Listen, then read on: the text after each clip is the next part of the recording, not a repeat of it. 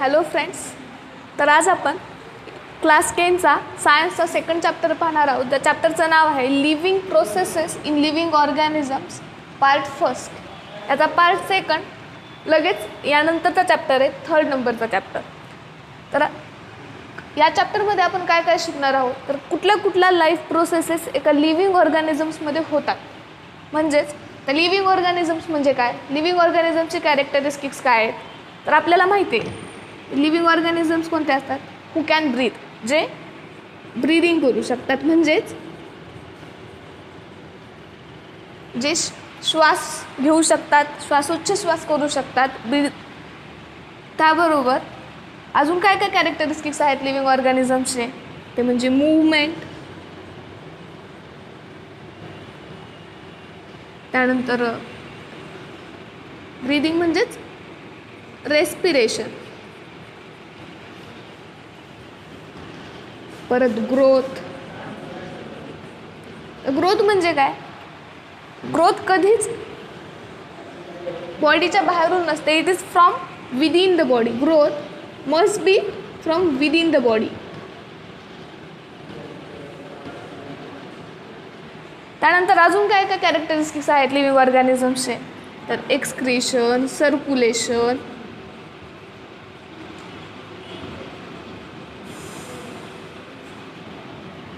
Etcetera. तर त्याचबरोबर sensitivity.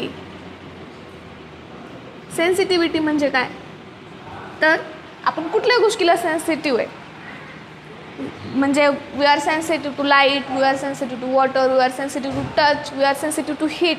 म्हणजेच समजा जर खूप जास्त प्रमाणामध्ये जर हीट आपल्यापर्यंत आली, खूप जास्त टेम्परेचर राहतं, आपण त्याला सेन्सिटिव्ह असतो.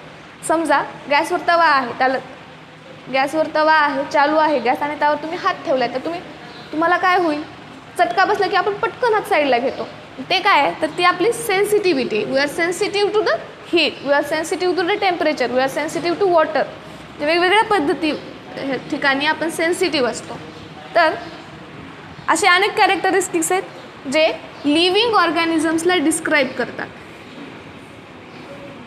आणि ह्या लिव्हिंग ऑर्गॅनिझम्समध्ये ह्या ज्या काही प्रोसेसेस आहेत लिव्हिंग ऑर्गॅनिझम्समध्ये, जी काही लाईफ प्रोसेसेस घडतात, म्हणजेच ह्या रेस्पिरेशन, मूवमेंट, एक्सक्रिशन, सर्क्युलेशन, त्याचबरोबर न्यूट्रिशन. त्यांना न्यूट्रिशनही लागतं. लिव्हिंग ऑर्गॅनिझम्सला न्यूट्रिशन लागतं, नॉन लिव्हिंग थिंग्सला न्यूट्रिशनची गरज आहे का, नाही आहे.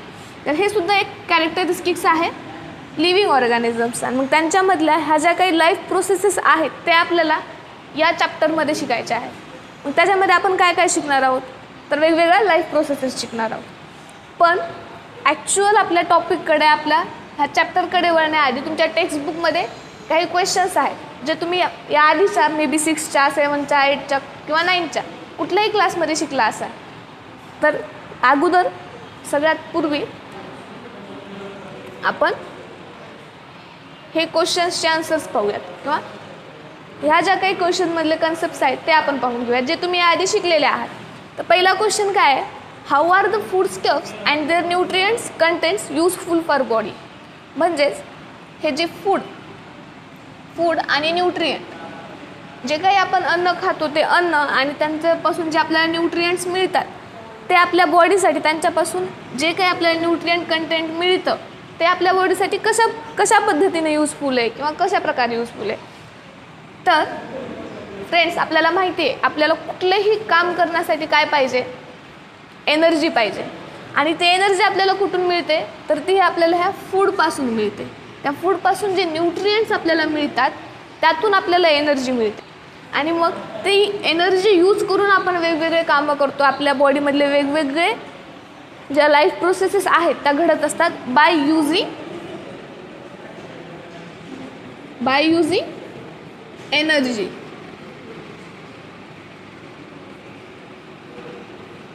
राईट. आणि ही एनर्जी आपल्याला मिळवायची, ह्या एनर्जीच्या मदतीने आपण वेगवेगळ्या लाईफ प्रोसेसेस परफॉर्म करतो लिव्हिंग ऑर्गॅनिझम्समधल्या. तर त्यासाठी आपल्याला हे फूड स्टफ आणि हे न्यूट्रिएंट्स खूप जास्त गरजेचे आहेत, इम्पॉर्टंट आहेत. आणि पुढचा क्वेश्चन काय, what is the importance of balanced diet for body. Balanced diet balance डाएटचा आपल्या बॉडीसाठी काय इम्पॉर्टन्स आहे, तर याआधी आपण बघूयात की बॅलन्स्ड डाएट म्हणजे काय. What is mean by balanced diet? आपल्याला माहिती आहे आपण एनर्जी फूडमधून मिळवतो, पण तो कुठल्या कुठल्या फॉर्ममध्ये मिळवतो किंवा काय काय खाऊन आपण एनर्जी मिळवतो. मग आपण काय खातो, जे बॅलन्स डाएट म्हणतो आपण, त्याच्यामध्ये आपल्याला काय काय कन्झ्युम करावं लागतं, तर आपण कार्बोहायड्रेट, त्याचबरोबर फॅट्स, लिपिड्स, व्हिटॅमिन्स, मिनरल्स. तर आपण हे कार्बोहायड्रेट्स, वेगवेगळ्या प्रकारचे carbohydrates, proteins, vitamins, fats, lipids हे कन्झ्युम करून आपण आपली ही एनर्जी प्रोड्यूस करत असतो. पण ही एनर्जी प्रोड्यूस करण्यासाठी आपण जे काही फूड खातो ते that food should be in a balanced diet, should be in a proper diet. Balanced म्हणजे काय, in adequate manner.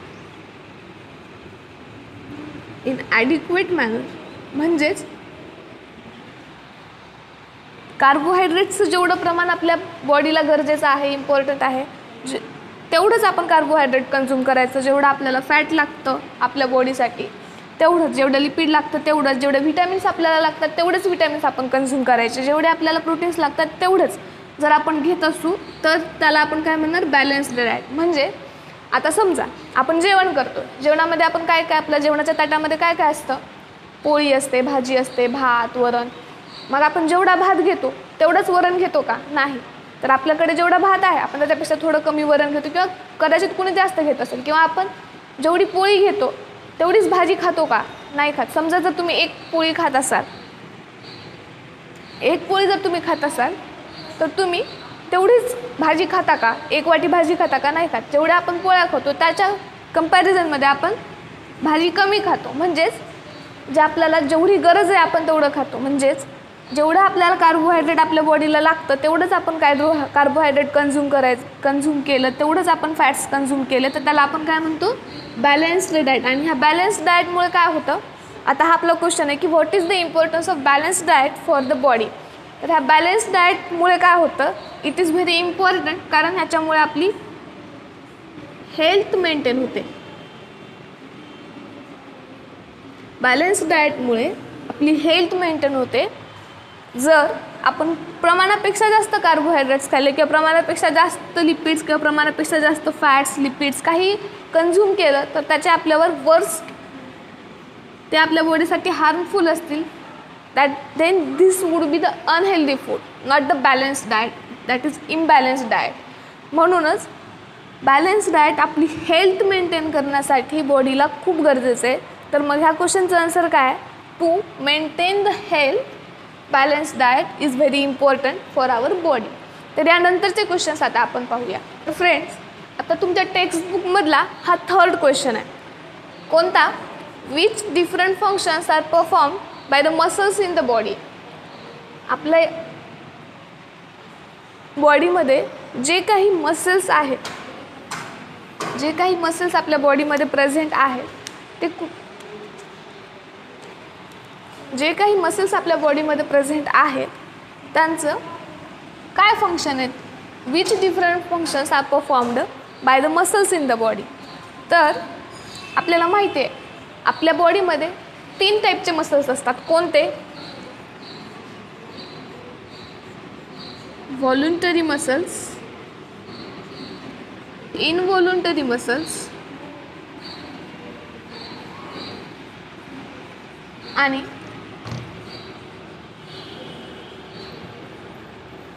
Cardiac muscles. तर हे जे व्हॉलंटरी मसल्स असतात, we know there are 3 types of muscles in our body. these are voluntary muscles, involuntary muscles and cardiac muscles. So these voluntary muscles, हे जे voluntary muscles आहेत ते muscles आपल्या इच्छेनुसार हे voluntary muscles काम करतात by our will. म्हणजे जर फॉर एक्झाम्पल हात किंवा पाय, आपल्याला जेव्हा इच्छा होईल, आपल्या जेव्हा मनात येईल तेव्हा आपण हात वरी करतो, पाय वरी करतो. आपल्याला विचारावं लागतं का कुणाला, किंवा आपल्याला ती आपोआप गोष्ट घडते का हात पाय उचलण्याची? नाही. जेव्हा आपण विचार करतो, जेव्हा आपण ठरवतो, आपल्या इच्छेनुसार आपण आपली हातपाय हलवतो, आपल्या हातापायाची मूवमेंट करतो. तर मूवमेंट ऑफ मसल्स म्हणजे मूवमेंट, आपल्या त्या मसल्सची जी मूवमेंट आहे ती आपल्या इच्छेनुसार, आपल्या मनानुसार आपण करत असतो, त्याला आपण व्हॉलुंटरी मसल्स म्हणतो. आणि जे इनव्हॉलुंटरी मसल्स असतात ते काय असतात, तर तिथे आपण आपल्या इच्छेनुसार त्या मसल्सचे काम करू शकणार आहेत का? नाही. For example digestive system. समजा आपल्या बॉडीमध्ये जे डायजेशन होते ते आपल्याला विचारून किंवा आपल्या इच्छानुसार आपल्याला जर वाटलं की बास झाला, आता आपण डायजेशन थांबूया, आपण आता डायजेशन खूप झाला, आता आपण नको करायला, तर होईल का? नाही. कारण हे जे इनव्हॉलुंटरी मसल्स आहेत ते आपल्या इच्छेविरुद्ध, म्हणजे ही कंटिन्युअस चालणारी प्रोसेस आहे. मग ती आपल्याला आपल्या इच्छेनुसार नाही करता येत. आपली इच्छा असली डायजेशन करूया तर होईल, आपली इच्छा नाही आहे तर नाही होणार, असं होईल का? नाही. तर हे इनव्हॉलुंटरी मसल्स. आणि हे जे कार्डियक मसल्स असतात ते काय असतात, ते फ्रॉम लाईफ, म्हणजे in life, from birth to death, जे आपण जन्मल्यापासून, आपल्या जन्मापासून ते मृत्यूपर्यंत ह्या कार्डियक मसल्सचे काम कंटिन्युअसली चालू असतात. It is a continuous work. मग हे जे सगळे ह्या मसल्सची जी कामं आहेत, हे जे फंक्शन्स आहेत, हे डिफरंट फंक्शन्स बॉडीच्या मसल्स थ्रू परफॉर्म केले जातात. So all these different types of functions are performed by the muscles in the body. तर आता आपला पुढचा प्रश्न कोणता आहे, what is the importance of digestive juice in the digestive system. तर ही आपल्या डायजेस्टिव्ह सिस्टीममध्ये जे काही डायजेस्टिव्ह सिस्टीममध्ये जे काही डायजेस्टिव्ह ज्यूसेस असतात त्यांचा काय इम्पॉर्टन्स आहे, तर हे जे digestive juice is nothing but the hormones or the enzymes. हे जे डायजेस्टिव्ह ज्यूस आहे ते एन्झाईम सिक्रेट करतात. वेगवेगळ्या प्रकारचे एन्झाईम्स सिक्रेट करून ते आपल्या बॉडीमधल्या ज्या वेगवेगळ्या, म्हणजे आपल्याला माहिती आहे की ॲट अ टाईम आपल्या बॉडीमध्ये खूप जास्त केमिकल रिॲक्शन्स चालू असतात, खूप जास्त केमिकल रिॲक्शन्स परफॉर्म करते आपली बॉडी सायमल्टेनियसली. एकाच वेळी अनेक प्रकारच्या केमिकल रिॲक्शन्स आपल्या बॉडीमध्ये होत असतात. आणि मग त्यांना to increase the rate of reaction, म्हणजे हे जे एन्झाईम्स असतात ते एका कॅटॅलिस्टप्रमाणे काम करतात. तुम्ही केमिस्ट्रीमध्ये शिकले असेल कॅटॅलिस्ट काय करतो, it increases the rate of reaction, rate of chemical reaction.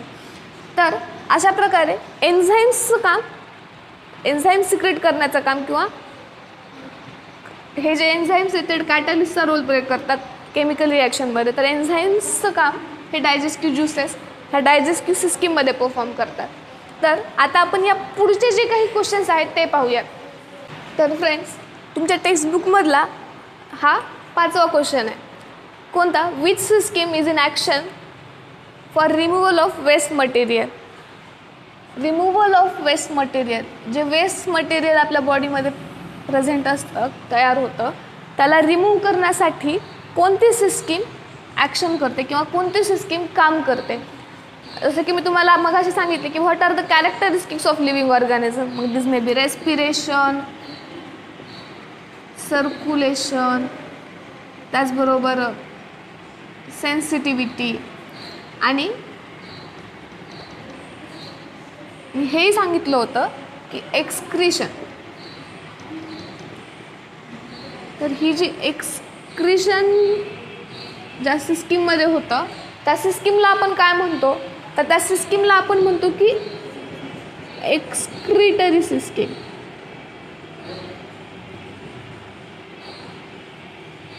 तर जे काही आपल्या बॉडीमध्ये वेस्ट मटेरियल आहे ते रिमूव्ह करण्यासाठी कोणती सिस्टीम काम करते, तर ते रिमूव्ह करण्यासाठी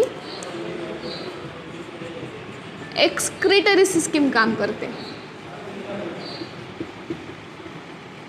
आता हे जे आता ही जी काही एक्सक्रिटरी सिस्टीम आहे तर त्या एक्सक्रिटरी सिस्टीमचा जो काही मेन ऑर्गन आहे तो कोणता आहे, आपल्याला माहिती आहे की किडनी. किडनीच्या थ्रू आपण कोणतं वेस्ट मटेरियल रिमूव्ह करतो? दिस इज द युरिन. त्याचबरोबर एक्सक्रिशनमध्ये आपण आणखीन एक गोष्टी एक्सक्रीट करतो, बट थ्रू द स्किन. कोणता? स्वेट, म्हणजेच घाम. आपण मराठीमध्ये ज्याला घाम म्हणतो, तर हे स्वेट रिमूव्ह करण्याचं काम, त्याला सुद्धा आपण एक्सक्रिशन म्हणतो. पण आपल्याला माहिती आहे डायजेस्टिव्ह सिस्टीममध्ये सुद्धा ॲनस थ्रू काही मटेरियल वेस्ट प्रोडक्ट बाहेर पडतं, पण त्याला आपण एक्सक्रिशन म्हणणार का? नाही. त्याला आपण काय म्हणणार? त्याला आपण इजेशन म्हणणार. त्याला आपण काय म्हणणार? इजेशन म्हणणार. तर जे काही वेस्ट मटेरियल आहे ते जर डायजेस्टिव्ह सिस्टीममधून ॲनस थ्रू बाहेर पडत असेल, त्याला आपण एक्सक्रिशन नाही म्हणत, त्याला आपण इजेशन म्हणतो. ते इजेक्ट आउट होतं, कारण ते जे काही वेस्ट मटेरियल आहे ते बॉडीला गरजेचं नसतं आणि ते तसं इजेक्ट आउट होतं. पण हे जी एक्सक्रिटरी सिस्टीममध्ये आहे त्यामध्ये आपण जे काही आपल्याकडे आपण न्यूट्रिएंट्स खातो, फूड खातो, त्यामधून आपण जे आपल्याला इम्पॉर्टंट आहे ते घेतो आणि जे नेसेसरी नाही, विच इज अननेसेसरी, त्याला आपण बाहेर काढतो in the form of urine by using kidney. तर हे झालं तुमच्या पहिल्या म्हणजे क्वेश्चन नंबर 5चा आन्सर. कोणती system, which system is in action for removal of waste material? तर कोणती सिस्टीम काम करते? तर excretory system is in action for removal of waste material. तर क्वेश्चन नंबर 6कडे वळूया आता आपण. तर what is the role of circulatory system in energy production? आता एनर्जी प्रोडक्शन करण्यासाठी सर्क्युलेटरी सिस्टीमचं काय काम आहे बरं? कारण आपण तर एवढंच पाहिलं ना, सर्क्युलेटरी सिस्टीम म्हणजे ब्लड सर्क्युलेट करतं. मग हे ब्लड सर्क्युलेट करतं, तर मग इथे एनर्जीचा प्रश्न कुठे आला? मग ह्या एनर्जी प्रोडक्शनसाठी सर्क्युलेटरी सिस्टीमचा कशा प्रकारे रोल आहे किंवा काय रोल आहे? तर हो, सर्क्युलेटरी सिस्टीमचा सुद्धा या एनर्जी प्रोडक्शनमध्ये रोल आहे. कशा प्रकारे? पहा, समजा हे हार्ट आहे, त्या हार्टकडे म्हणजे आपली जी काही सर्क्युलेटरी सिस्टीम आहे तिला ऑक्सिजन कोण प्रोव्हाइड करतं? Respiratory system. त्याचबरोबर वेगवेगळे जे न्यूट्रिएंट्स कोण प्रोव्हाइड करतं? Digestive system. काय प्रोव्हाइड करते? न्यूट्रिएंट्स. न्यूट्रिएंट्स कोण प्रोव्हाइड करतं? Digestive system. आपल्या सर्क्युलेटरी सिस्टीमसाठी म्हणजे ब्लडचं सर्क्युलेशन होण्यासाठी, ब्लडचा फ्लो होण्यासाठी काय लागतं? ऑक्सिजन लागतं आणि वेगवेगळे न्यूट्रिएंट्स लागतं. तर जे काही न्यूट्रिएंट्स आणि ऑक्सिजन ह्या ब्लडमध्ये मिक्स होतात, मग ते ऑक्सिडाइज्ड ब्लड किंवा ऑक्सिजन प्रेझेंट असलेलं जे ब्लड आहे आणि जे न्यूट्रिएंट्स आहेत, तर हार्ट काय करते किंवा सर्क्युलेटरी सिस्टीम काय करते? हे ऑक्सिजन असलेलं ब्लड पूर्ण बॉडीला प्रोव्हाइड करते. हे जे न्यूट्रिएंट्स आहेत ते पूर्ण बॉडीच्या सेल्सला प्रोव्हाइड करतात आणि ऑक्सिजन आणि ह्या न्यूट्रिएंट म्हणजे ह्या फूड स्टफपासून काय तयार होतं? तर एनर्जी तयार होते. एनर्जीसाठी काय गरजेचं आहे? फूड. आणि ऑक्सिजन देखील एनर्जी प्रोडक्शनसाठी तेवढंच इम्पॉर्टंट आहे. तर मग हे ऑक्सिजन आणि ह्या न्यूट्रिएंट्सच्या मदतीने म्हणजे ज्या बॉडी सेल्सकडे हे न्यूट्रिएंट्स आणि हे ऑक्सिजन ह्या सर्क्युलेटरी सिस्टीमने प्रोव्हाइड केले, ट्रान्सपोर्ट केले, ते सेल्स ते ऑक्सिजन आणि ते न्यूट्रिएंट्स घेऊन एनर्जी तयार करतात. म्हणजेच ट्रान्सफर ऑफ ऑक्सिजन किंवा ह्या nutrients towards the body cell आणि मग त्या सेल्सपासून एनर्जी, त्या सेल्स हे ऑक्सिजन आणि हे न्यूट्रिएंट्सचा यूज करून एनर्जी तयार करतात. तर अशा प्रकारे सर्क्युलेटरी सिस्टीमचा एनर्जी प्रोडक्शनमध्ये रोल आहे. तर हे झाले आत्तापर्यंत 6 क्वेश्चन. आता आपला एक लास्ट क्वेश्चन राहिला तो आपण पाहून घेऊया. तर फ्रेंड्स, हा आपला क्वेश्चन नंबर 7 म्हणजे तुमच्या टेक्स्टबुकमध्ये सुरुवातीला जे काही 7 क्वेश्चन्स दिले त्यामधला हा लास्ट क्वेश्चन नंबर 7. त्याच्यामध्ये काय विचारलं त्यांनी? How are the various processes occurring in human body control? तर आपल्या ह्युमन बॉडीमध्ये जे वेगवेगळे प्रोसेसेस होतात त्या कशा प्रकारे कंट्रोल होतात? तर आपल्या एक कंट्रोल सिस्टीमसुद्धा आपल्या बॉडीमध्ये प्रेझेंट असते. तर ती जी कंट्रोल सिस्टीम आहे ती कोणती सिस्टीम आहे? तर ती म्हणजे nervous system which is associated to our brain. म्हणजे आपली ही जी नर्वस सिस्टीम आहे, म्हणजे आपल्या सगळे ज्या बॉडीच्या ज्या काही प्रोसेस आहेत त्याला कंट्रोल कोण करतं? आपला ब्रेन करतो. तर ही जी नर्वस सिस्टीम आहे, तर this various processes occurring in human body are controlled by the nervous system. ह्याचबरोबर काही ग्लँड्ससुद्धा रिस्पॉन्सिबल असतात to control this various processes occurring in our human body और in body of living organisms. तर glands कोणत्या? तर it may be endocrine glands और exocrine glands. Endocrine ग्लँड्समध्ये कोणत्या कोणत्या ग्लँड्स येतात? तर म्हणजे पिट्युटरी ग्लँड, त्याचबरोबर आपली थायरॉइड ग्लँड.